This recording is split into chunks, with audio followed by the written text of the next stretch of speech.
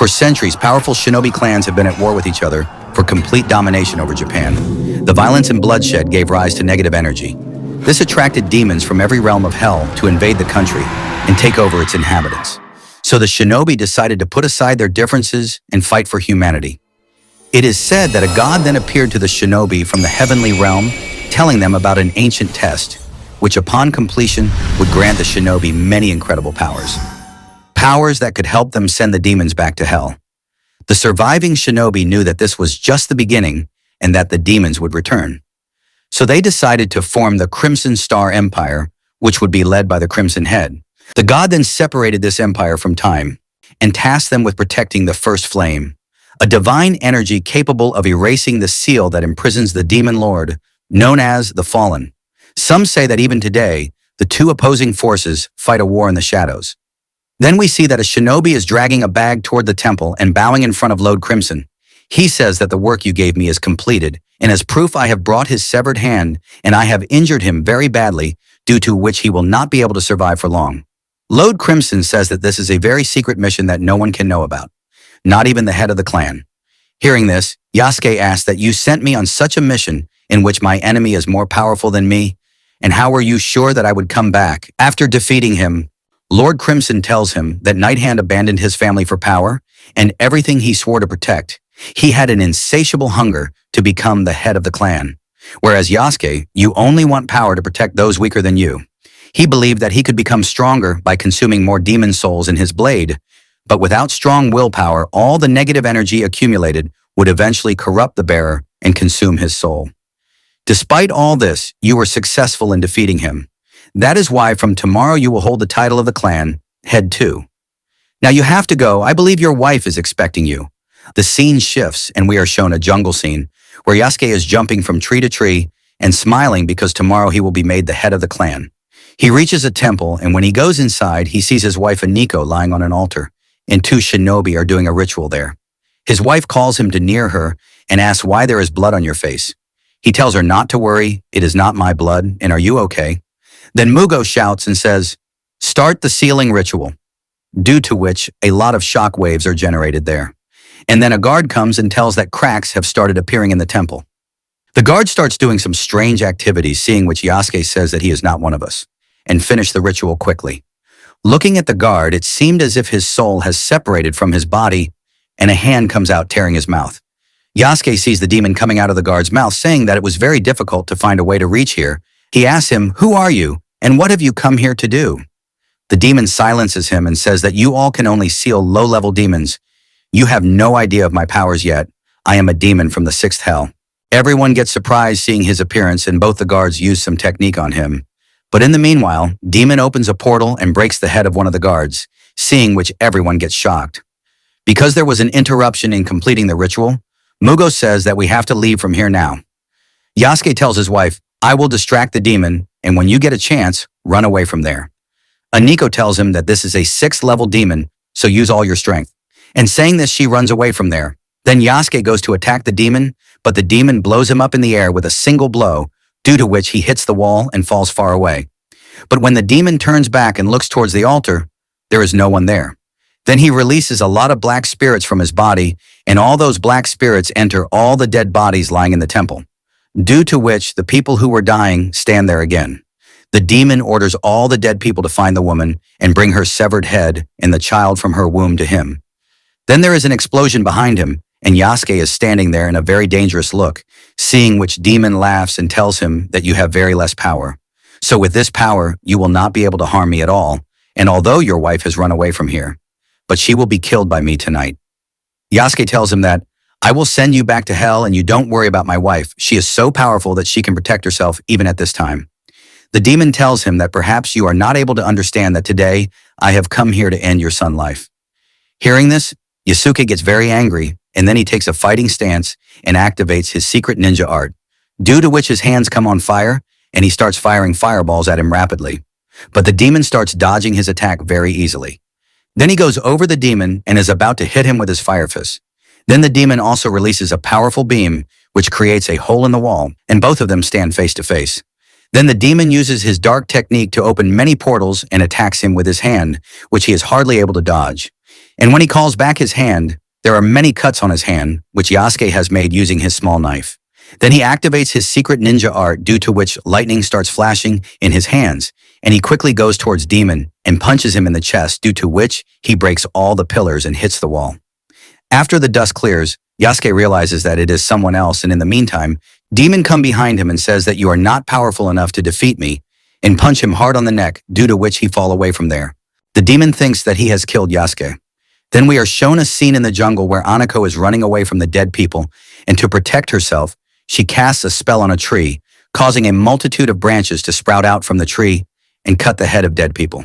Then she looks back. Still many people are chasing her, and then a heavy attack hit near her, due to which she is about to fall down the mountain, but she hangs on to the edge of the mountain. Then the dead people come near her, and they are about to kill her. Then Mugo comes running and uses his Phoenix Purge attack to kill all those people, and saves Aniko. Then she gives birth to a child, on which he says that hand over this child to me because it has the energy of fallen inside it, so it has to die now. I cannot help you because now it is too late for the sealing ritual, and I cannot complete this ritual alone. Hearing this, she starts crying and says that there must be some other way to save my child. Then we are shown a scene inside the temple where Damon is standing and thinking that the power of the shinobi is continuously decreasing. Then a voice comes from behind him. Yasuke is hanging on a pillar and telling him that we had heard stories about 6th-level demons in our childhood. He comes down and says that since my wife must have gone far away from here, I will not hold back at all, and I will fight you using my full strength. He takes out his sword and gives a badass look. The demon gets angry and fires his power towards him, and Yasuke uses his sword to hit Heaven's Crescent. Its impact is so much that it cuts through his power beam and is about to hit the demon, but he dodges it and again attacks him with lightning strike, which he easily dodges and gets on top of the demon, grabs his head and hits him on the ground and drags him out of the temple. Damon regains his composure and fires a power beam at him, which Yasuke kicks and reflects upwards. Seeing this, Damon gets scared and Yasuke attacks him with a powerful attack that even the nearby rocks break. But Damon dodged this attack as well. He gets very angry due to Yasuke's continuous attack on him, so he then combines his powers and fires a black attack on him. Seeing this, Yasuke thinks that he has to stop this attack. If not stopped, then it can destroy the half-city. Demon tells him that no matter how powerful you are, you cannot stop this attack. Yasuke facing a lot of trouble in stopping this attack. He thinks that he will not let his family get harmed. Then he uses his willpower and punches him, due to which the attack gets destroyed. Demon trembles when he sees that a human has cancelled his negative energy attack. Yasuke bringing the power of fire in his sword and starts attacking Demon. This time the demon starts facing a lot of problem to dodge the attacks. Then Yasuke activates his ultimate ninja technique and stabs the demon's chest. This attack is so powerful that it creates holes in Damon's body and causing him to fall on his knees. The demon asks him, "What is your name?" to which he replies that my name is Yasuke and I am one of the 9 clan heads. Hearing this, Demon asks him that you also use this technique to defeat Night Hand. Now he understands that Night Hand has given him the location of the temple. Then we are shown a scene of a mountain where Mugo activates his power and says that this child's life must be sacrificed to maintain the world's balance. Aniko says, "Please don't do this." He is about to attack her, but then a fireball hits Mugo, due to which he dies, and Aniko also falls far away. After clearing the dust, Aniko sees that the dead people are still chasing him. She thinks this won't stop even if we escape from this, because your sealing ritual wasn't completed before you were born. My poor son, you don't even know why the Empire wants you to die? Yasuke, please allow yourself to move on from this pain. Take care of Sekiryu, and I know he is a difficult, because as his father you have to play the role of both parents, but as your wife, I can't allow you to choose between the Empire and me. Then she activates her sword and giving a very cool look. She rushes towards the dead people, while says that I can do anything to save my family. And then there is an explosion on the mountain, and due to its impact, Yasuke's attention also goes towards him. And taking advantage of this, the demon attacks him, due to which Yasuke gets injured, and taking opportunity of this, the demon opens a portal and succeeds in escaping from there. But while leaving, he says that I am not alone, who lost something tonight. And I will always remember this day, or our fight is not over yet. In future, I will kill you. And saying this, he disappears from there. Yasuke remembers his wife and goes towards the mountain, and seeing a dead body, he thinks that his wife is dead, and because of this, he becomes very sad and starts crying loudly. Then we are shown the scene of the headquarters, where Sekiryu asks his aunt why mom has not come yet, in reply to which auntie tells him, "Go to sleep for now, and tomorrow when you wake up, you will meet your younger brother. Hearing this, he becomes very happy.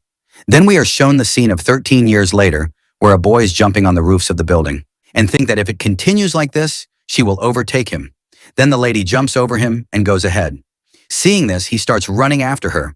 But when he jumps on the other building, his foot slips and he is about to fall down. But she holds his hand and says, "Careful, little one. I am sure I don't have to tell you, falling to your death means you lose." He laughs and takes support of the wall and does a backflip and runs away from there, thinking that she got caught in my trap. Then he jumps from one building to another and reaches his home and starts jumping with joy and says, "I won! I won!" But as soon as he opens the door of the house, he gets a punch on his stomach, and it is the same lady whom he had tricked a while ago. He asks her that you were far behind, then how did you reach home before me? She says, "Guess we both have trick up our sleeves."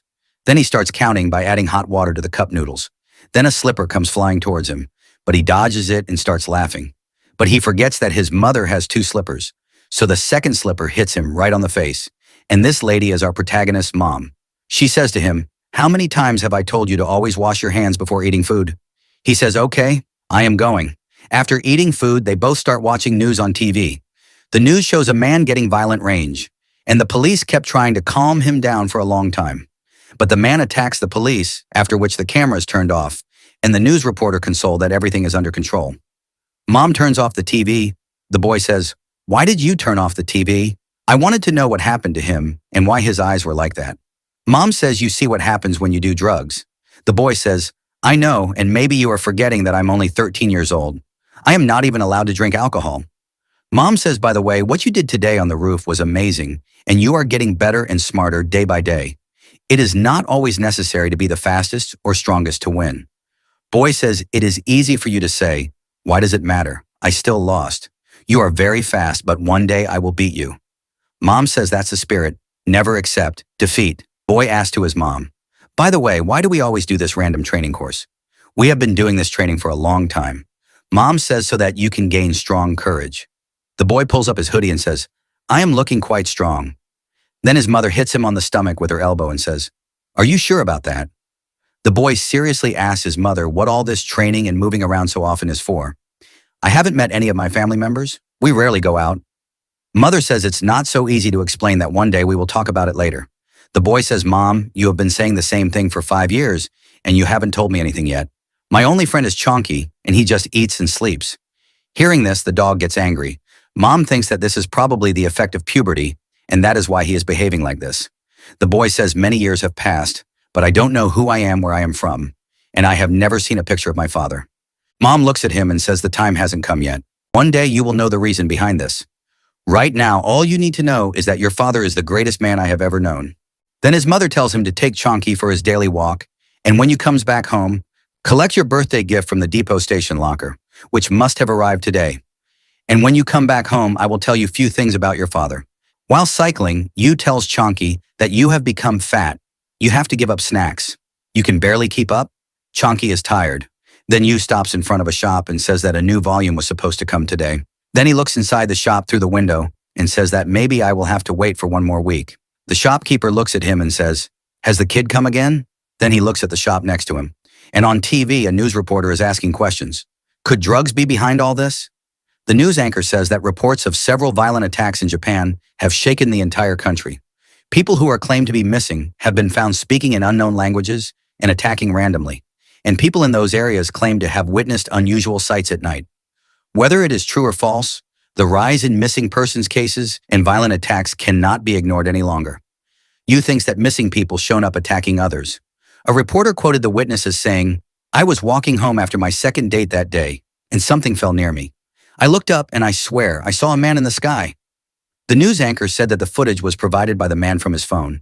It is not clear what it is, but there is something in the sky. Another news anchor says that many news outlets are blaming this discrepancy on a new drug called white pepper, which is becoming increasingly popular. You thinks mother said we came here because it is safe, but seeing the condition here, it doesn't seem so. A small boy stands behind you holding a balloon, but the balloon slips from his hand and he runs onto the road to catch his balloon, and a car is coming towards him at a very high speed. Seeing this, you throws his bike towards the car, causing the car to lose its balance, and he goes fast and saves the little boy. The little boy's mother comes to him crying and asks him, "Are you okay?" The shopkeeper is shocked to see this incident. When you look at his broken bike and think that I hope mother will believe my story, otherwise she will kill me for this, because his bike is now destroyed. So he takes a shortcut to the depot station and wonders what could this today get any worse. On the way, he sees a tunnel, and Chonky starts barking at something unknown. You ask Chonky, "What are you seeing there that you are barking at?" Then a voice of someone asking for help comes from the tunnel. Then we are shown that a man is dragging a woman into the tunnel, and the woman is shouting, "Someone please help me." Yu jumps off the bridge and walks toward the tunnel thinking, "This is a bad idea, but I have to do something. This place is creepy." He takes out his phone to call the police, but there is no signal in that area. Then he sees a man standing with his face toward the wall. He asks him, "Are you okay?" The man keeps repeating the same thing over and over again, that he is mine, and starts rubbing his nails on the wall. And when he looks up, he sees a man floating in the air, and he is also repeating the same thing, that he is mine. Seeing this, he gets scared and starts running away from there and wonders what the hell is that. Then a woman appears in front of him, and he tells her that you should run away from here. This place is not safe. Then he finds that the woman is also a monster.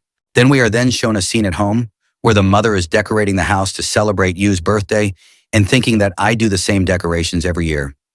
Maybe he won't notice. After placing the cake on the table, Mom says everything is ready. You should have arrived by now. Then someone starts knocking on the gate. Mom opens the door and sees that Chonky is standing alone outside. Seeing him, Mother asks him, "Why have you come home alone? Where is boy?" Scene shifts and we are shown the scene inside the tunnel, where Demon Lady tells you that you fell into my trap. He gets scared and says you are not a human being. Go away from me. He is about to move back when his foot falls on a bottle and he falls down and his phone also falls from his hand.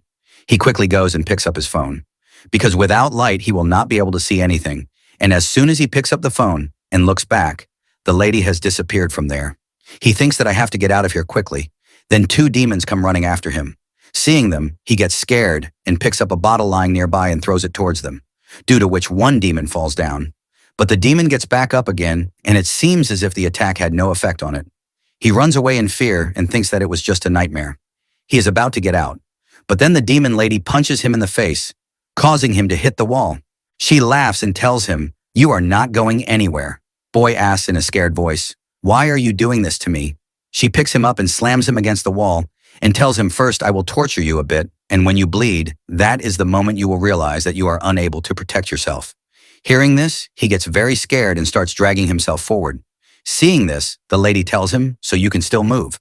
She takes out her claws and attacks his waist and says, "You think you can still get out of here? You are delusional, boy. You will not get out of here alive." He starts crying in pain, and seeing this, the demons start laughing at him. He thinks that I cannot die here like this. I have not even met my father yet. The demon lady is about to attack him again, but then boy's mom comes running and cuts off the heads of two demons. Seeing this, the demon lady was a little surprised. Then mom attacks directly to the demon lady and says, "Stay away from my son." But she dodges and steps back a little. Boy now starts fainting, due to which his mom starts worrying about him. The demon lady asks the mom, "How did you cut the heads of those two demons? Are you a human being?" Then they tell us about the level of demons, that the demons of the third hell do not have that level of consciousness or ability, unless it was given to you by a high-ranking hell demon. Mom charges her attack and says that you will be die here today. In the previous episode, the demon lady was about to kill Yun, but at the last moment, his mom came to save him. Now get ready for what happens next. The demonic lady attacks the mom and saying, "After I consume your soul, your body will be my new vessel." But she saves herself from her attack and takes her son away from there and makes him sit at a safe place and tells the demon lady that unfortunately I cannot save you because now you are a third-level demon. The monster comes to attack the mom again. She turns around and kicks her very hard in the stomach, causing her flying into the air and crashing into the wall. The demon woman asks her, "Are you one of those people called Crimson?" Then mom holds her head and lifts her up and says, "I can't save you, but you should not have attacked my son." Then mom starts destroying his soul from her body, due to which blue light starts coming out of her body, and it looked like she was in a lot of pain. Yun was watching all this in an unconscious state. After removing the soul, the demon lady's body shrinks. Then mom takes Yun on her back and runs out of there, thinking that maybe now is the right time to tell him the truth. After some time, a portal opens in that area from which a high-ranked demon comes out and says that, "Who is powerful enough to kill second and third level demons?" Then he sees a phone lying nearby. He picks it up and licks the blood on it and says, "This is juvenile blood." And as soon as he opens the phone screen, he is shocked to see the photo of the mother and son and laughing loudly says, "These two are still alive. The key will be mine." The scene shifts and we are shown a scene in the house. Yun slowly regains consciousness, and as he sits up, he starts experiencing severe pain in his back. Then Mom throws a bag towards him and says, "Pack whatever you need. We are leaving from here." Yun asks his mom, "Why don't you tell me what is going on? Why were your hands glowing at that time? And who was that woman?" Then he starts getting severe pain in his ribs. Mom takes out her box from the drawer in which her weapons are kept, and Yun keeps asking the same question again and again. Then she looks angrily at him and throws a kunai towards him. Seeing this, he gets a little scared. But those kunais hits the dark soul standing behind him. Yun starts to have a strange feeling behind him in which he feels sadness, loneliness, and anger. Then Mom throws a kunai towards him and says, "Pay attention to my voice. All of them are first-class demons who are trying to possess you." Then he runs away from there and hides behind his mom and says, "What are you saying, Mom? I can't see any demon there." Then Mom explains to him that I had kept your powers locked for 13 years. Now the right time has come for you to awaken your power. She activates her power on her finger and hits his forehead, due to which Yun starts feeling a lot of pain. She advises him to close his eyes and focus and keep your mind clear, as long as your heart is beating loudly. And when he opens his eyes, he can see the demons of hell. Then his mother takes out her sword and attacks them directly and cuts them. He is shocked to see this. Mom explains to Yun that there are many things that I did not tell you because you were not ready yet. He asks, "What are you talking about? What was I not ready for? And where did you get this glowing blade? And how are you so calm? Why are you not scared?" Mom tells him that all of them are first-class demons. Now a lot of first-class demons start coming towards their house and start possessing some people. After gaining complete control over human's body, they all attack his house. The monster climbs the wall of the house, breaks the glass, and comes inside. Seeing all this, Yun shouts that they look like the same freak from the tunnel. Why are they still after us? He starts running away from there out of fear, but Mom is telling him not to go out. There is a lot of danger outside, but he ignores her words and goes outside. And when he reaches the balcony and looks around, he sees that many demons are coming towards him to attack. He gets shocked seeing this. Then the doggy catches his t-shirt and brings him back to his senses. After regaining consciousness, he runs back to the room, and after reaching there, he asks his mom, "Are you okay? And I am sorry I did not listen to you." But he gets shocked to see that Mom has killed all the demons there. Mom is explaining to him that all of them are not dead. They are just unconscious, but then a demon attacks Yun. Then she activates her secret ninja art and throws a blade towards them, which goes through the heads of all the demons and comes back to Mom. Then she tells him that next time when I tell you to stay behind me, then listen to me, and now you don't be afraid. Come and stand with me. Mom starts writing something on the floor with his sword, due to which a barrier is formed around him, and many demons start coming towards him, but none of them are able to break the barrier.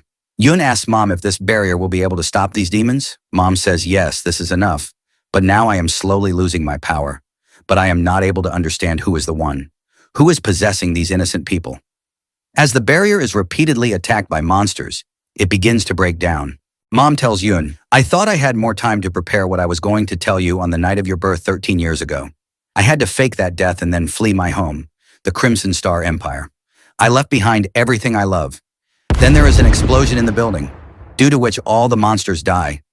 After the dust clears, we find out that both Mom and Yun are safe. Mom looks up and says, "What have you done? Now we will not be able to save them." The high-ranking devil says, "You look amazing for a dead person, and I think this is the one who survived and grew up. You look exactly like him. I will take the key from your blood, which will be used to break the seal." Yun gets scared and asks, "What do you mean by the key seal?" The mother tells him that it is a demon from the 6th hell who is the most powerful demon of his kind, and he has come to kill you. Yun says that if that is the case, then we are probably going to die. Mom tells him that as long as I am alive, no one can touch you, and then she activates her barrier. Demon charges his attack in saying that creating such a large barrier will drain whatever little power you have left. Humans make such irrational moves when faced with an inevitable situation.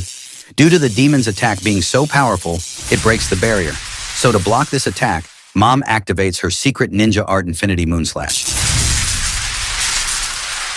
Seeing this, the demon is surprised.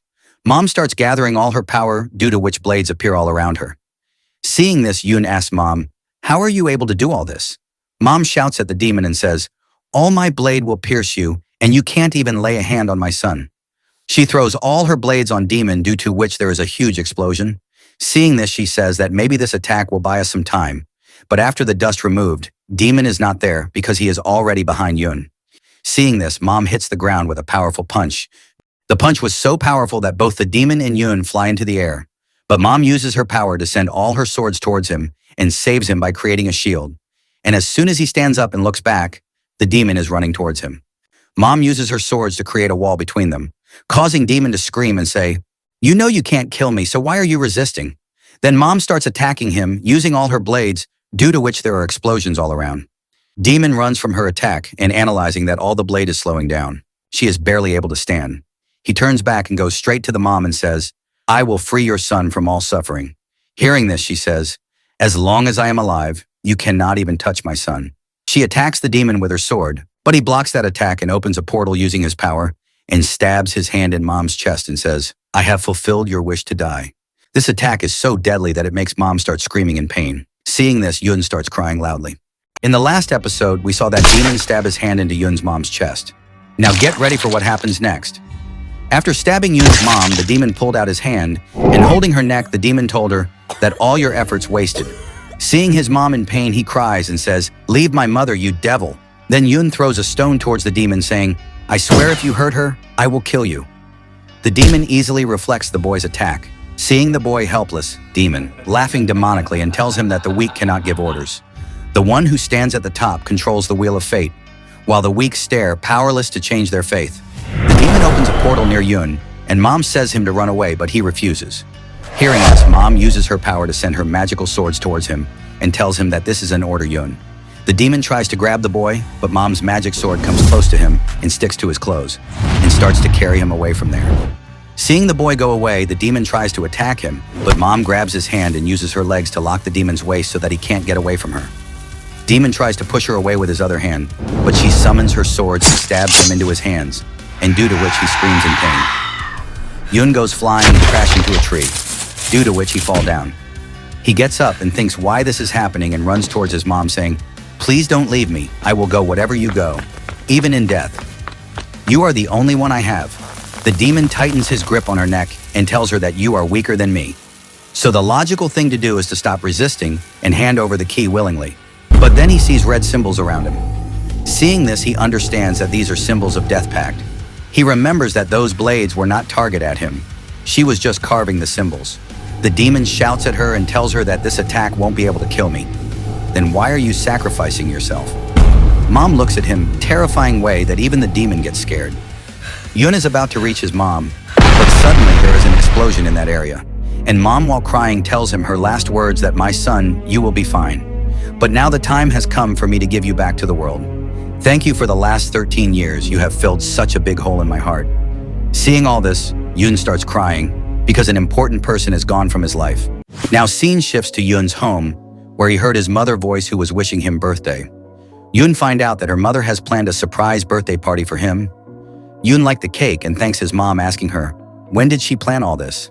Yun's mother asks him to make a wish before blowing the candles. As Yun blows the candles, he suddenly finds himself alone sitting on a chair with darkness around him. He saw her mother lying next to him. Yun asked her mom, "What's going on? Who did this to you? You were just talking to me." And he shivers. All of a sudden, Yun heard same demonic laugh coming from behind. He starts running away from the voice, while saying, "That voice, I have heard it before. It was you." He goes into a room and locks himself inside it, shivers continuously and cries out of fear. Demon continuously keeps knocking the door and says, "She is dead because of you. I will always find you. You're key to my destiny." Yun gets scared. Demon speaks again. "The longer you hide, the more lives I'll take. Your mother was first casualty. Everyone you care about will suffer," and Demon laugh. Demon breaks the door with his hand and grabs Yun by his neck. Yun gaps and woke up, finding himself at a strange place. It was a dream, Yun says to himself, and the impact of explosion must have knocked out me. Yun starts running towards the incident site, telling himself that her mother may have survived by using some kind of magic barrier. Yun saw news reporters, police, and some local crowd at the incident site. Yun find out that his house was completely demolished. Police sealed off the area completely. Yun asked himself for how long he was unconscious. He need to sneak inside and find out about his mother. While thinking all this, a police officer tapped on his shoulder and said, "Kid, you're not supposed to be here." This is a crime scene. Yun looked up and replied to Officer, this is my home, and a demon is responsible for all this fuss, and I need know about my mother. Officer looks at Yun and said in consoling voice, nobody could have survived an explosion of that magnitude. We need to record your statement once you've been seen by a medic. After listening, this Yun starts running away from there, saying this is not real. How could she died? Yun bumps into a stranger while he was running. Both looks towards each other. Yun says sorry and flee away. In next scene, we saw it's raining, and Yun is sitting on the street. Yun talking to himself, is Demon still alive? Or is he still there searching for me? This is his punishment for being selfish. If he had sacrificed his life, all those people must be alive. Yun blamed himself for his mother's death, cries and begged for his death. A dog came to Yun and started barking. Yun look up and find out that it was Chonky. Yun says, you're alive. How did you survive? I thought you were gone too. It was my fault she is gone, and hugged Chonky. Now scene shifts to the home of an old man. We were shown that an old man coming out from the washroom talking to himself about the noise due to explosion and felt that it was an earthquake. Old man looked through the window to find out what is happening because he was struggling to sleep due to noise. He saw Yun walking with his dog. He recognizes Yun that he was the same kid who came to his shop every week and stare inside through the window. Old man thinks that, what is he doing in the middle of the night at the streets?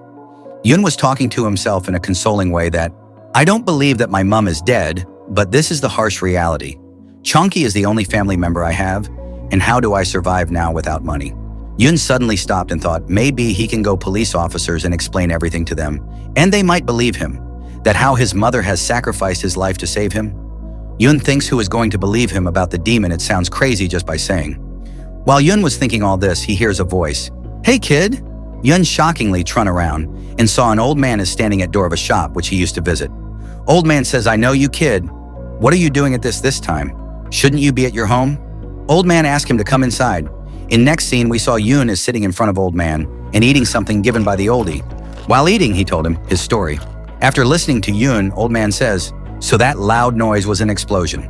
Sorry to hear about you, mother. He asked Yun. Weren't you caught in the explosion?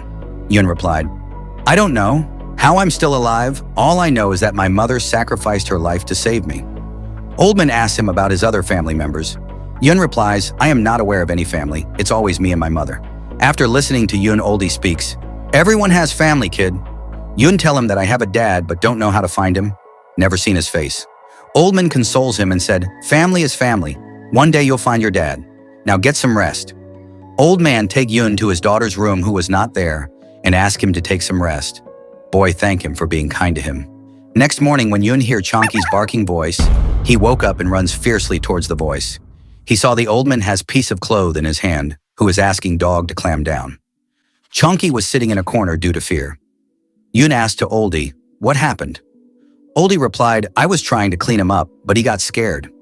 Yun takes a breath of relief and said, I thought that something bad happened to Chonky. Chonky runs to Yun. Boy kneel and embrace Chonky and starts cuddling. After watching their affection, Oldman says, he's very close to you, and ask Yun, did you get some sleep? Boy noted and thanks him for his hospitality and asks his permission to leave. Old man asks him, how will you manage without your parents? Do you have any plans? What to do next? Yun replied, I don't know. Probably I will look for a shelter home. After hearing this from Yun, oldie suggest him a place to try for. Yun agreed with the old man's suggestion in a confused way. They move out from the house. Outside, they found that everyone is talking about explosion. Yun sees that Oldman has brought him to the police station. Oldman says these guys can help, but Yun afraid to go inside the station and thinks that these people will think him crazy if he tell them the truth. Oldie asks Yun to give cops at least a try. Inside the police station, we are shown a police officer sitting at his desk reading a newspaper. Yun greets by saying, good morning. Officer respond asking, how can I help you? Yun starts speaking with a fake smile on his face. Sir, I need to find any information about my dad or any family members. Officer interrupts Yun and says, for how long you have not seen your father? Yun replies, my mother never told me much about him. Officer asks him to give him a name so that he can at least find something. Boy answers him, my name is Kensaku Yun. While all this was happening, the old man was standing outside smoking and listening to them. The officer finds something on his computer and says, I have found a name, Anako Kensaku. Have you heard of it? There is nobody else related to this name. Hearing this, Yun thinks that, wouldn't I have the same name as my father? I can't be one with the name Kensaku. Officer asks him about his mother. Yun replied with sorrow. I lost her yesterday. Officer asks Yun, so you've nowhere go, and you are also a minor. Officer advised him to go to the social services if you don't have a legal guardian. After hearing to the cop, Yun got scared and thought if he is given to social services, what's going to happen to Chunky? While this was happening, the old man enters in scene and tell the cop that Yun lives with him. They just wanted to know about his family members. The officer stared at the old man and asked him about his relationship with the kid. Oldie replied, I am just an old friend of his family. Yun nodded in yes. The old man looked at the boy and asked, let's go now. Both of them thanked the police officer for his help and started walking out of the police station. In next scene, Oldie asked Yun to come with him. Who is going to his shop? Yun asked Oldie, is this okay for you? Old man says, of course. After losing your mom, you have no place to go. Since I have a spare room, you can stay there until you find your family. But you have to help me in my shop. Yun happily accepted his offer, hugged Oldie with joy, and thanked him for being kind to him. Oldie says with a smile on his face, please don't squeeze me. I got back the issue and asked Yun about his age. Yun tell him that last night he turned 14. The old man put his hand on Yun's shoulder and wishes him birthday and says, son, let's go to home now. In last episodes, we saw, after losing his mother, Yun starts to live with the old man and also help him with his shop. Both enjoy each other's company and always eat together. Yun used to manage his old man's stock of books at his shop and also clean old man's shop. Together, they formed a family-like bond. Often go for grocery shopping together. Yun used to play with Chonky in his spare time. During all this, Yun always have a trauma of demon and used to gather information about existence devils and demons. Yun work out every day, run daily with Chonky. He wants to gain some powers and strength so that he can take revenge for his mother's death whenever he faces the demon and been able to change his fate, which is destroyed by the demon. Months passed in all this. One day, Yun with Chonky goes to that place where explosion was happened and he lost his mother. He saw that the entire place was barricaded with wires and an entry prohibition board was also put up there. Yun with sadness tell himself that it's all cleared from here and kept looking inside the barricading. All of a sudden, Yun heard a voice. Do you often come here? Yun turns and sees that his oldie was there. Oldman asks Yun, so this is where you used to live? Yun looked at oldie and replied, yes, this was my home. This was the last place where I saw her alive. I miss my mom every day. It's not easy to forget her. Oldman tried to console him by saying, I can understand. It took me years to get over my wife's death. Yun speaks again and says all those innocent lives were lost that night, and authorities won't be able to caught the culprit.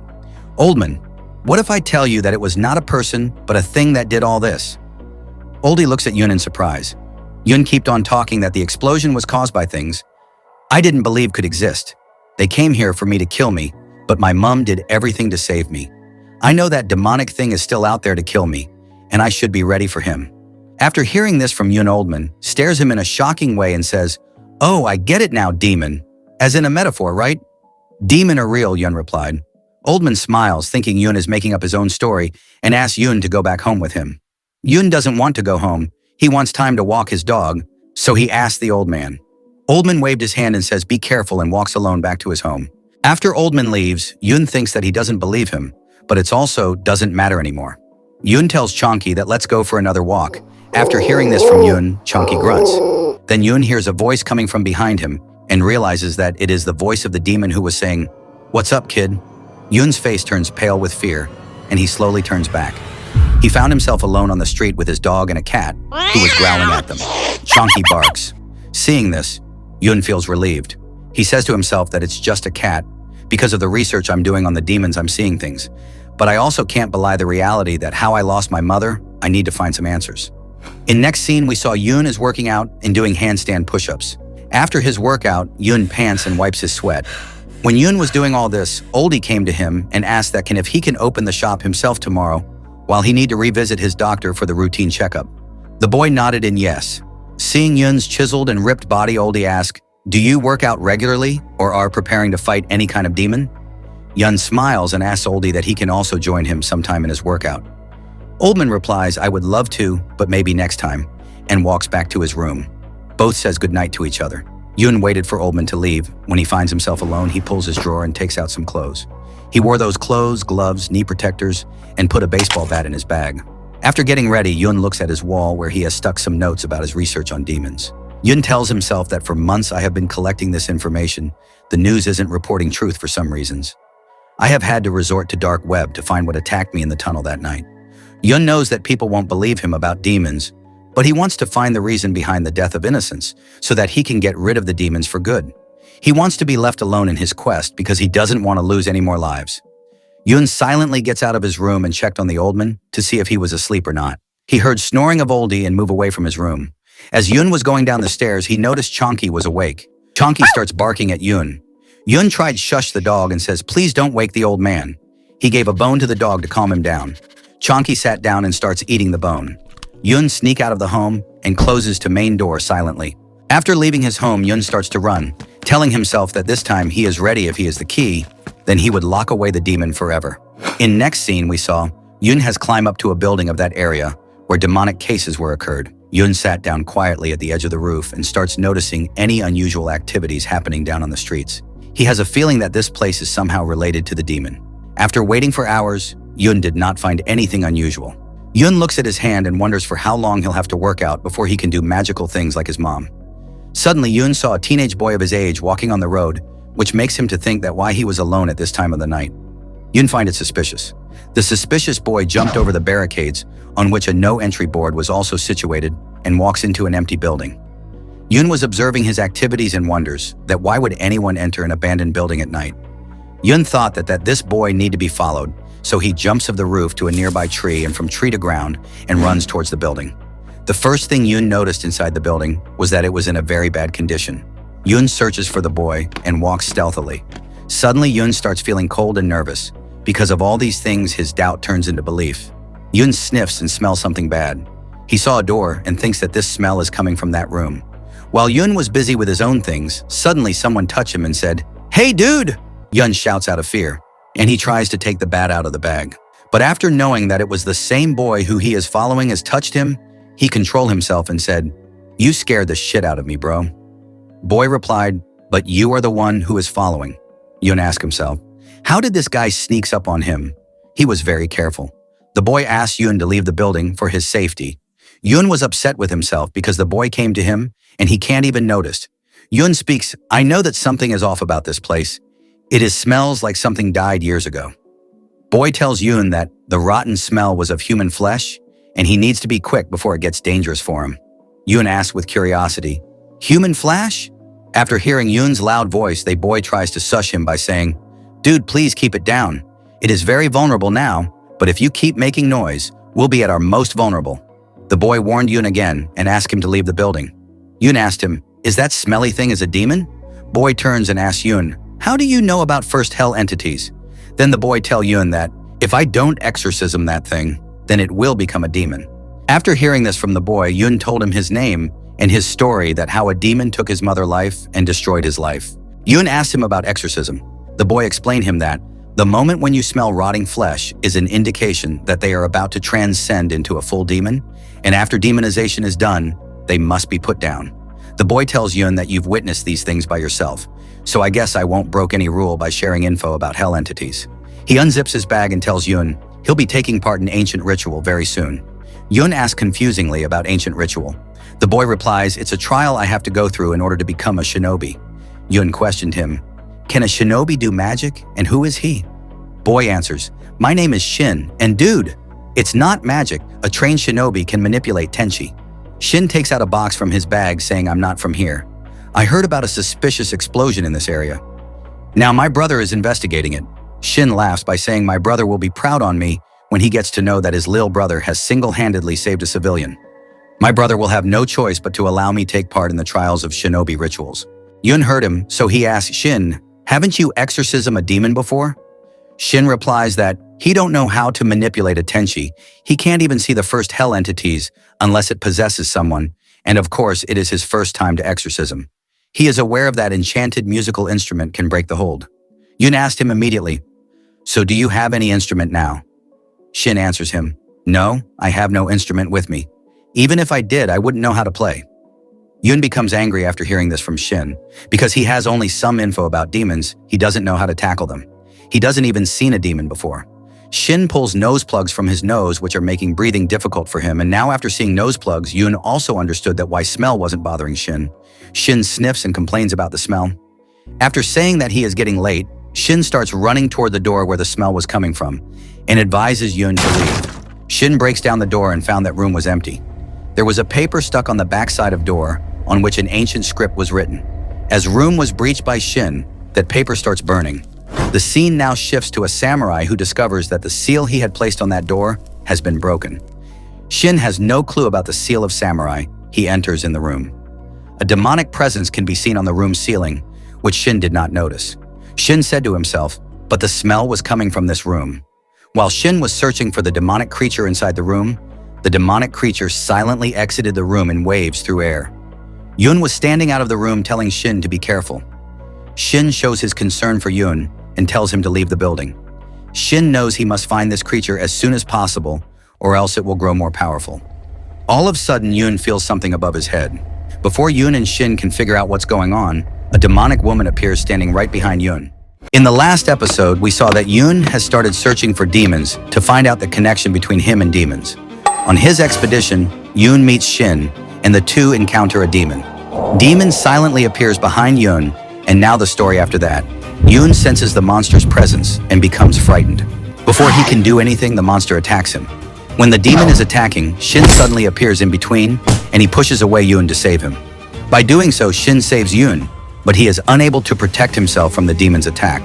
Both of them fall down. Shin screams loudly in pain. Yun asks Shin if he was okay. Shin replied, "I'm fine." The demon begins walking toward them. Yun asks Shin to move faster, but Shin was badly injured, so he can't move that fast. Shin tries to crawl away and fails, but the demon gets to him and attacks. Before the demon can hurt Shin, Yun picks up his bat and tries to hit the demon. When the demon saw Yun attacking him, he made a shield out of his hair and blocked the attack. Yun's bat breaks while attacking. The demon angrily turns towards Yun and lifts him into the air with his hair tendrils. Yun tries to free himself from the demon's grasp. While Yun was doing this, drops of water falls on his face. He looks up. He noticed a rod sticking out of the broken ceiling. Yun tries to attack Dr. Demon with a rod from broken roof. Demon grabs Yun's hand with the tendrils of his hair. Yun tries a lot, but he is not able to even touch the demon. Demon laughs on Yun's misery. Then suddenly a large box starts falling on them from the broken roof. Yun sees it coming toward them. The demon loses his grip on Yun. Yun frees himself and jumps away from the demon. The box falls on Demon, and he gets crushed underneath it. Amidst all this, Yun gets the chance, and he runs towards the injured Shin, picks him up and tells him to lean on him, and they both start leaving the place. Suddenly, the demon throws away the box and gets up and laughs. Seeing this, both Shin and Yun start to run. While running, Yun asks Shin that how he was planning to exorcism it if he doesn't have enchanting instrument. Shin replies that he didn't expect it to be this bad. Demon roars in rage as it sees the boys fleeing away. Demon uses his hair to tear apart the ceiling above them. They stop as they see pieces of broken stone falling from the ceiling. Yun says to himself, how can the demon stand up so quickly? The monster attacks them again, so the boys take off running again, saying that this thing is going to destroy this whole place. The monster starts running towards them and tries to grab them with his hair vines.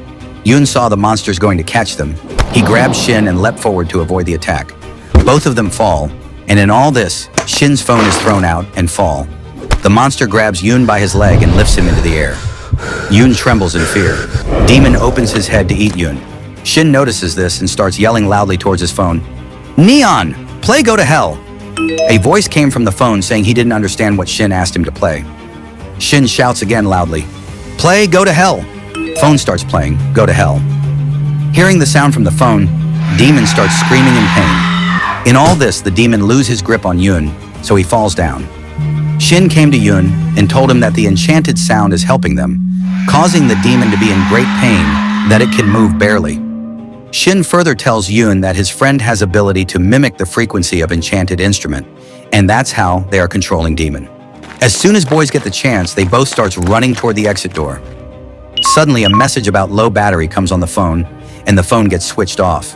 Shin tells Yun that his phone's GPS might have been left on, which caused his phone's battery to drain. Yun uses all his strength to open the exit door, but he didn't succeed. They noticed that the demon's hair was blocking the door from opening. They saw the demon running towards them. Seeing this, Shin says it is too late now. Suddenly, a protective shield forms around both of them, due to which the demon is unable to touch them. Then Shin saw his older brother standing behind the demon, doing his magical things to protect them. Shin's brother was the same samurai who had placed a seal in the ancient language on the door to the room the demon was locked in. The samurai asked Shin, "What are you doing here?" After hearing that the samurai is Shin's elder brother, Yun says, "Thank God, he can now save us now." The samurai uses his magical power and throws the blade at the door. The blade hits the door, weakening it and causing cracks in the door. The samurai told the boys to leave. Yun noticed cracks in the door and he broke it by kicking. He tells Shin, "Let's get out of here." Both of them leaves the room. Seeing this, the demon growls ferociously and turns towards the samurai. Demon tries to capture the samurai with the help of his hair vines. The samurai uses his magic spell and freezes the monster. The samurai standing one floor above jump down the broken ceiling. Yun and Shin come out of the room and stand behind a pillar. Standing there, Yun tells Shin that they are safe here and they can watch the battle between his brother and demon from there. Yun asks curiously if his brother could handle the monster. Shin replied that of course he can beat him, he is not like me. Suddenly the demon screams and frees himself from the freezing spell. Snow shattered and ice pieces starts to scatter in the air, and some of the snowflakes strikes the samurai. The samurai uses his power and directs the ice shards to attack the demon. Demon tries to block the ice shards coming towards him with his hair, but some of the shards pass through his body, and he gets injured so he groans. When the demon is struggling from the previous attack of samurai, the samurai uses his powers again and attacks him with ice shards. The demon sees this, so he tries to make a shield out of his hair for his protection. But again, some pieces of ice penetrate his shield, injuring him again, making demon screams in pain. In the midst of all this, the samurai takes advantage of the opportunity and jumps over the shield and tries to attack the monster. But this time, the demon uses his hair as blades and cuts the samurai who was coming towards him into pieces. Yun gets scared after seeing this. Snowflakes scatter in the air. After killing the samurai, the demon laughs terrifyingly. This frightens even Shin, who had previously been quite confident of his brother's abilities. All of a sudden, the samurai appears again, making it clear that earlier the samurai has created his own clone so he could distract the demon. Now the samurai jumps, does a backflip and lands a powerful kick on the monster's head, about which the monster has no clue. Seeing this, Yun gets excited and thinks he should learn this technique. The intensity of the kick was so high that this time the demon staggered and it starts bleeding from his mouth and nose. Yun, already impressed by the samurai's moves and powers, asking himself, how's that thing is still standing? Hearing this, the samurai looks at Yun and got distracted for a moment. Taking advantage of this moment, Demon grabs the samurai's leg with a lock of his hair and slams him into the ceiling. Before the samurai can realize what is happening, the demon begins hitting him with his hair tendrils. After regaining his strength, the samurai freezes the demon's tendrils of hair and charges toward him. Before the monster could understand anything, the samurai kneed him in the face. After hitting it with a knee, samurai tries to punch the monster, but this time demon grabs his arm and screams aggressively. Samurai tries to free his hand from the demon's grip, but he is unable to do so because the demon's grip was very strong. The samurai thinks for a moment and then lands a hard kick to the demon's face. The kick sends the monster flying and crashing into the wall. The samurai walks towards the monster while casting some sort of spell with his hand. After Samurai's spell, Yun feels air is getting heavier around them. The demon who was badly injured screams loudly. Seeing this, Shin says, "It's almost finished gathering negative energy. If this doesn't end, it will become fully demonized." After hearing this from Shin, Yun says, "You're telling me she's not a full demon yet? She has fangs on her head, bro." Shin shouts to his brother, "She has very little time, brother." The samurai casts a spell by moving his hands, which creates a circle around the demon. This scares the demon. After rotating his hands, the samurai joins them and completes his spell. As the samurai gets into his final pose, large pieces of ice emerge from the ground and bind the monster. The ice blocks held the demon in such a way that it could not even move, but it was screaming. Yun is amazed at how incredible this samurai and his techniques are. After reaching the demon, the samurai looks into demon's eyes and takes out his sword. He points the tip of his sword at the demon, and demon growls. The samurai shakes his sword and says, "Devour." This spell begins to extract dark energies from the demon's body. Seeing this, Yun asks, "What is he doing?" Shin answers that, "This sword is his devourer. It is consuming the negative energy and imprisoning the evil entity." While Shin was explaining the procedure to Yun, negative energies were being released from the demon's body and entering into the sword, which was its devourer. This process continues for some time, due to which the demon keeps screaming. After a while, when all the negative energy comes out the demon, it transforms into a woman. Suddenly, with a loud explosion, all the ice pieces broke inside which the demon was imprisoned. The samurai sheaths the sword in which he had imprisoned all of the negative and dark energies. Yun exclaimed in surprise that how she had been transformed back into a human. In next scene, the girl who had fainted during the transformation, the samurai was holding her in his hands. Looking at her, he says that, "I had to hold back. I could still sense her humanity clinging on." Yun tells Shin that it would have been too bad if your brother hadn't shown up today. Reaching the boys, Samurai says to them, "Because of you two, my weeks of investigation got wasted." Shin says, "I thought you would be proud of me for saving someone from ghost possession, but yet you refused to acknowledge me." He further added that, "You are always busy with your secret missions and other things of clan. I just wanted to prove myself that I'm capable to become a shinobi." After listening to his younger brother Samurai speaks that, "I kept that woman there so that whoever is committing these incidents can be identified. The seal on the room froze time, but breaking it destroyed my ability to freeze time." He further told Shin that she wasn't transforming any faster. Yun becomes enraged upon hearing this, and angrily tells the samurai that Shin risked his life to save him while he had no responsibility towards him. He also attempted to ease that woman's suffering while you left her there as a bait. Shin interrupted Yun and said, "Thanks, friend. But be careful. He can kill both of us in the blink of an eye. Please don't cross your limits." After hearing their conversation, the samurai makes the girl lie down on the ground. After doing this, the samurai ran towards Yun. It was so fast that Yun couldn't even blink, and the samurai was standing right behind him. The samurai puts his hand on Yun's shoulder, which faints him slowly. In the last episode, we saw how Yun meets Shin and his brother and gets to know about shinobi techniques and demonization. Now the scene is of the next morning begins. It is a very pleasant day, and the birds are chirping on the trees. Next morning, Yun is sleeping with his head on the pillow and thinking about how comfortable the pillow is. Suddenly, the sound of a slap is heard. Yun wakes up with a startle. The same woman who, the samurai transformed back into a human, was standing before Yun. She called Yun a bastard and slapped him as Yun was hugging him like a pillow. Yun says, "Sorry, lady, it's nothing like you think," and asks her if she remembers anything about last night. The woman angrily says, "Yesterday night. I am homeless for many days. Are you crazy, kid? And now will you please leave me alone?" Yun tries to clam her down, but the woman gets agitated and says, "Go away, or I will call the police." After hearing her, Yun thinks he's only making the situation worse. She doesn't remember anything about last night, how she was demonized, so he dashed from there. After running for some time, Yun reaches his home, or we can say the old man's home, where he was living these days. Before entering, Yun realizes that the old man asked him to open the shop while he goes to visit his doctor. Before Yun opens the door, the old man opened the door himself and found Yun was standing outside. Yun gets nervous when he sees Oldie standing at the door. Yun wonders why the old man is at home at this time. Is he back from visiting the doctor? Yun says nervously, "I just went for a jog." The old man says that we had an agreement that you will open the shop when I go to meet my doctor. Suddenly, Oldman noticed Yun's dirty clothes, so he asked him, "Were you running through the forest?" Yun says, "I am sorry for being late, but it won't happen again." Saying this, he slips away from there. After talking to the old man, Yun goes to take a bath.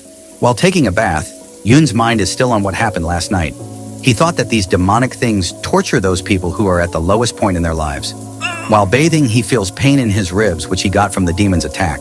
Yun also feels bad that Shin and his brother left him and the woman there alone at night. What if those demon entities came back and possessed the girl again? He cannot save her because he is not even capable of saving himself.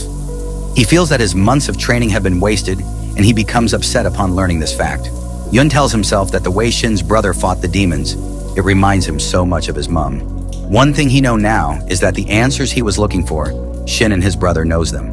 Thinking all this, he completes his bath. After taking a bath, he comes to the shop and starts helping Oldie in his shop. While Yun was working at the shop, the old man saw him yawning and realized that Yun was very tired. So he asked him, "Do you want to rest?" Yun replies that he is fine. The old man tells him that he has been behaving strangely for the past few days. He asks him if he is hiding something from him. Yun got scared and thought that the old man knew that I took his baseball bat. While Yun was thinking all this, the old man suddenly said, "Have you been secretly going out on dates?" Yun angrily replied, "No, I'm not interested in relationships at all. I have other important things to do." The old man speaks softly that, "When you starts dating, let me know." Yun asked, "Why do you want to know about my relationship?" The old man replied, "I can give you tips. I was a ladies' man at my age."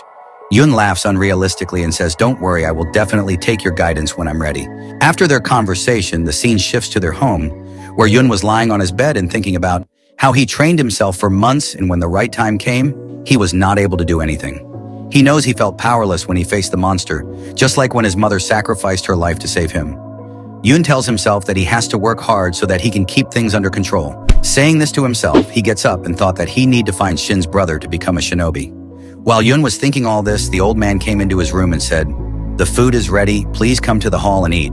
Both of them go to the hall and eat together. Yoon praises the food. Oldie said, "I know this food is good, it is from the new restaurant," and he lit a cigarette and started smoking. Seeing this, Yoon says, "Smoking is not good for your health, old man. You should control it." The old man replied, "I know, but it has become a habit. I picked it up when my wife passed away, and it helped me cope." Yoon looked at the photo of the old man's wife on the table and said, "She was very beautiful. You said she died of cancer." Hearing this, the old man tells Yoon that, honestly, she had cancer, but the cancer didn't kill her. She took her own life. When she found out that she had cancer, she would stay locked in her room all day long. "I was so busy with running the shop, I didn't see what was happening." Yoon listens attentively, and the old man becomes emotional as he tells this. The old man tells his further story while crying. "Everyone says that her cancer gave her depression, but I know it's more than that. I know who my wife was, and that wasn't her. Maybe if I wasn't so negligent, I could have done something." At this point, the old man could not control himself and started crying loudly. Yoon gets up and hugs the old man and says, "It is not your fault. You're the kindest and most caring person I have ever met." The old man thanks Yoon. After regaining his composure, the oldie further says that, "After my wife's death, me and my daughter relation only got worse. She blames me for her mother's death." Yoon asks, "So this is why she left you?" Oldman replies, "Yes. At first I thought she would forget all this and forgive me, but she didn't. It's been 4 months since we've seen each other. She won't even answer my calls. I tried several times, and now I have to find her an old-fashioned way." Having said this, old man looked at Yoon with hopeful eyes. In the next scene, we are shown Yoon standing in front of Sun Valley University with the address in his hand. After reaching the address given by Oldman, Yoon says to himself, "So this is Sun Valley University. Now I just need to ask around about her whereabouts." Yoon didn't even know what the oldie's daughter looked like, because he didn't have a photo of her in his house. While Yoon was thinking all this, a security guard looked at him and said, "Young man, you cannot go ahead. If you want to go in, you must have an ID or an invitation letter issued by the authorities of university." Yoon replied nervously, "Sir, I came here looking for someone I know." The security guard again said to Yoon, "I'm sorry, kid, but I can't let you in. These are the rules." Yoon says in disappointment, "Okay, sir, I can understand your situation." After saying this, he starts to leave the university. While going out, Yoon saw the university wall and thought that jumping over it would be a good option to get inside. Suddenly, Yoon's steps stopped when he saw the university van going inside the university. Yoon smiles that this is a good chance for him to get in and find out info about the old man's daughter.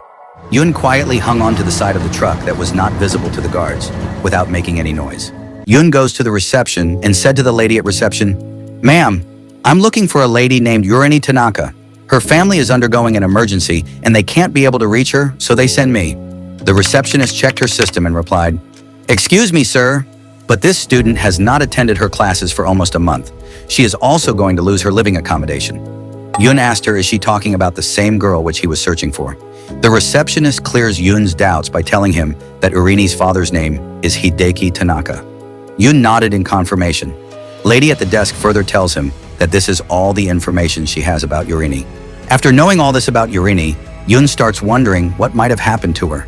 Suddenly, the CCTV camera pans towards Yoon while he is busy talking to the receptionist. A mysterious man was observing Yoon's movements and listening to his conversation with the lady at the reception. After gathering all the information about Urini available at the university, Yoon returns to the shop where Oldie was waiting for him. As soon as Oldie saw Yoon, he asked excitedly, "Have you found the Urini's university?" Yoon responded positively, saying it was a long journey, but he finally found the place. Hearing this, the old man asks, "Did you find her? Is she okay? What did she say?" Yoon hesitantly says, "Actually, I found her university, but I didn't have any ID card or invitation, so they didn't let me in. But I left a message for her at the desk. Hopefully she'll get back to me." Hearing this news about his daughter, Oldie gets sad, but somehow he controls his emotions and thanks Yoon for his efforts. Yoon also feels sorry for the old man, but there is nothing more he can do for him. After the conversation, Yoon returns to the home. At night, when he is alone in his room, the events of the day keep running through his mind that these things isn't feeling like a coincidence. Because at first, Oldie's wife then, the woman inside the tunnel, after that possessed lady in the building few days ago, and now Oldie's daughter's been missing. It might be possible that they're related to each other in some way. Yun suddenly remembers that the samurai also said that someone was organizing these events. He gets up and tells himself it's time to do some work. His eyes light up thinking he has something exciting to do. So Yun goes to the same building where the samurai perform an exorcism on the demon lady so that he can find some more information about the dark entities. After reaching the building, Yun takes a deep breath and shouts loudly, "Hey, ugly demon, come out and face me. Your time is up. It seems that you don't have the guts to face me, and let me tell you one more thing that bald shinobi is on to you. Hey, demon, you will be held accountable for all your deeds." Then Yun picks up a rod lying nearby and hits it hard on the ground and starts shouting, "Shinobi alert! Shinobi alert!" He does all this for some time, but nothing happens. After trying to provoke the monster with his own methods for a while, Yun felt that all his efforts were not working at all, so he stopped for a moment. But then Yun hears the sound of someone jumping. The man who jumped was none other than Shin's brother, the bald shinobi.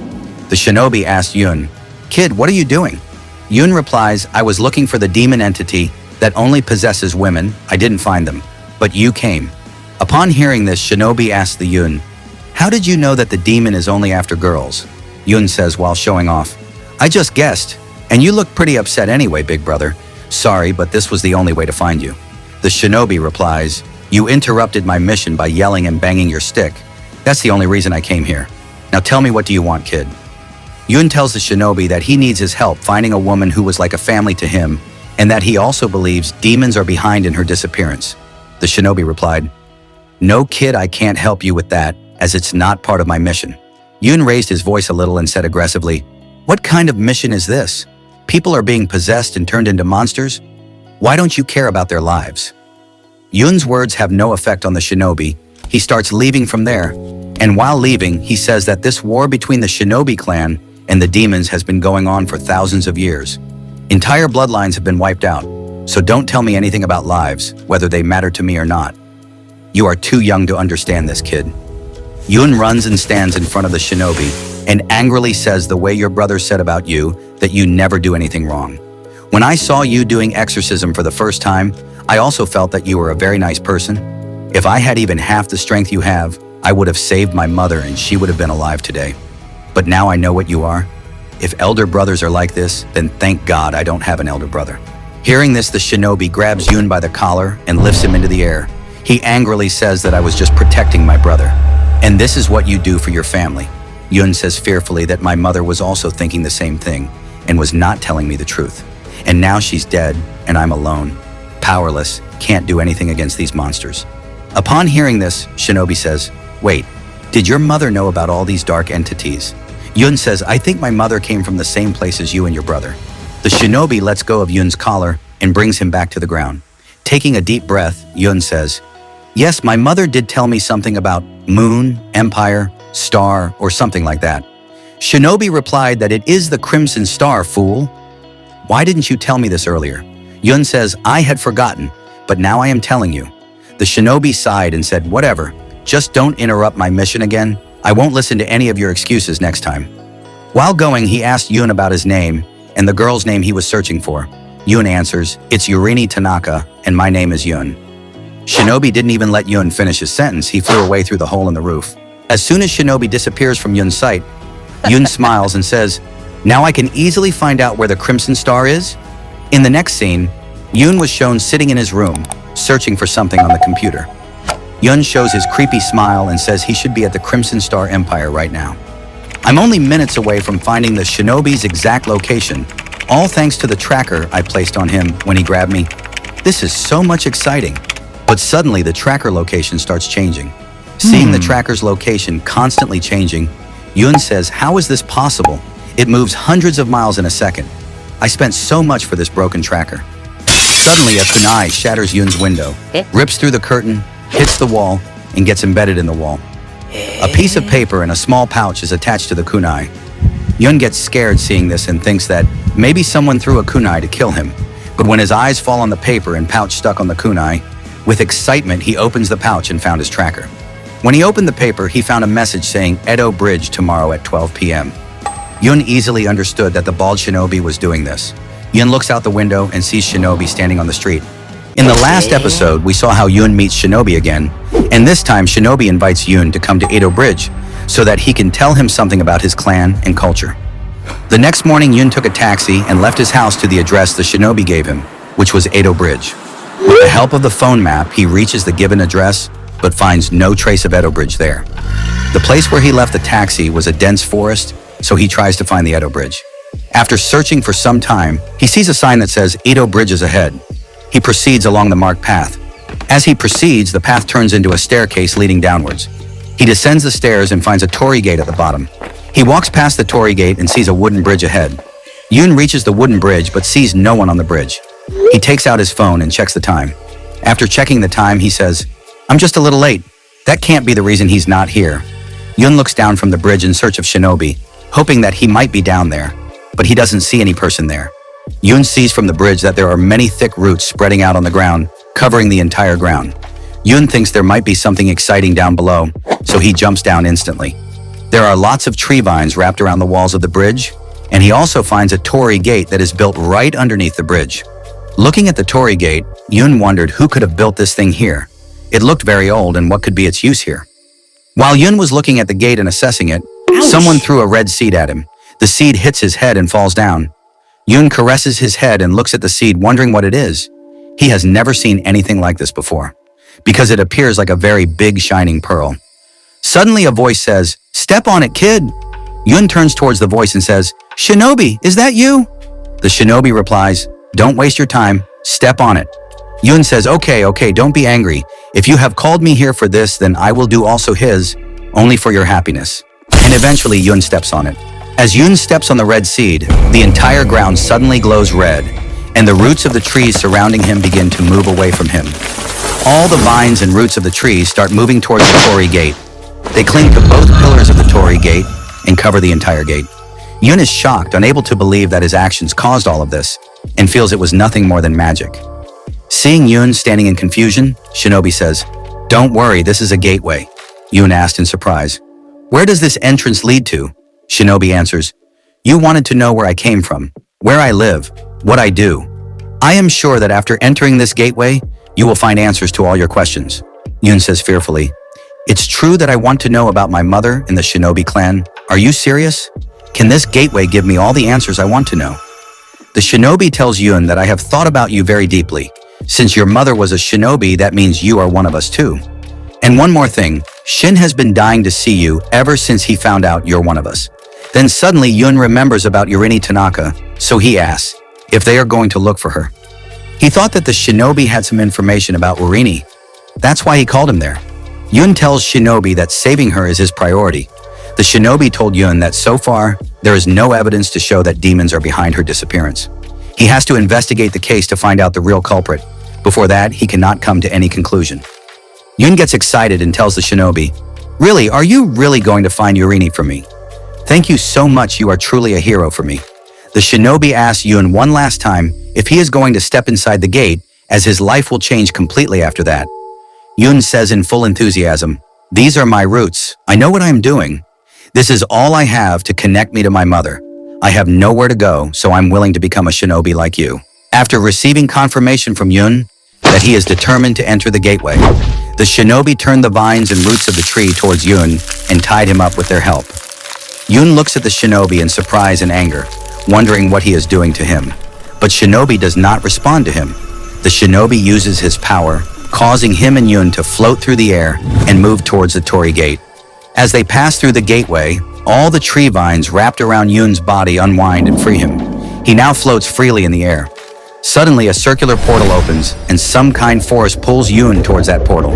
He flies towards the portal at a high speed. Yun comes flying out of the portal very fast and has no control over his body or the direction he's going. So he crashes into someone standing in his way. Both fall down after colliding. The person whom Yun bumped into said, "It is good to meet you again, bro." Yun realizes he has heard this voice somewhere before, so he turns toward the man. The person Yun bumped into was none other than Shin, the shinobi's younger brother. Both are happy to see each other, but suddenly Yun vomits. Shin laughs and says, I puked too when I first came here through that gateway. The shinobi taunts Yun, saying, "You are weak, that is why you vomited." Yun replies, "Come on. I'm learning these things. This is also my first time. And don't forget, I'm just a kid, bro." Yun looked around and asked in surprise, "Where am I? What is this place?" Shin tells him, "It is the Crimson Star Empire." Yun feels proud, thinking that his mother belonged to such a great empire. Shin comes to Yun and puts his hand on Yun's shoulder and says, "It's great to know that you're one of us. My brother told me that you want to become a shinobi. The other hands also appreciates your efforts on how you found my brother." Yun asked curiously, "Other hands?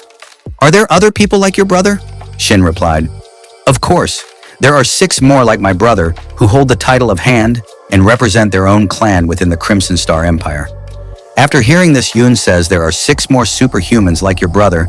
I can only imagine how scary they are. Yun asks Shin about his brother's name and turns back towards the shinobi, but shinobi has already disappeared from there silently. Shin replies, "His is known as the Ice Hand and don't worry about him. Come on, I'll show you around." Now the scene shifts to Crimson Star Empire Council Hall. The door opens and the Ice Hand enters the hall. As Ice Hand is walking in, the Grand Hand standing in the middle of the council hall says, "You are late, Ice Hand, and there is no trace of the Shadow Hand, so this meeting has been called." The Ice Hand takes his place while all the other hands are already sitting on their chairs. The Grand Hand thanked everyone for gathering in such a short notice. He further tells that all of you were given specific mission, and in the same order Shadow Hand was also sent. But since last 48 hours, we have no update on Shadow Hand. Shinobi were sent to check up on him. We got a recording, and I thought that you all should listen to it. The Grand Hand plays the tape. A male voice can be heard on the tape saying, "I've found the rebel Shinobi's henchmen. It seems they are selling the remains of defeated demons to the Yakuza." Wait, there was 6 of them. Where is the other one gone? The Ice Hand recognized that it was the voice of the Shadow Hand. Upon hearing this, the Fire Hand says that I have never heard the Shadow being so vulnerable.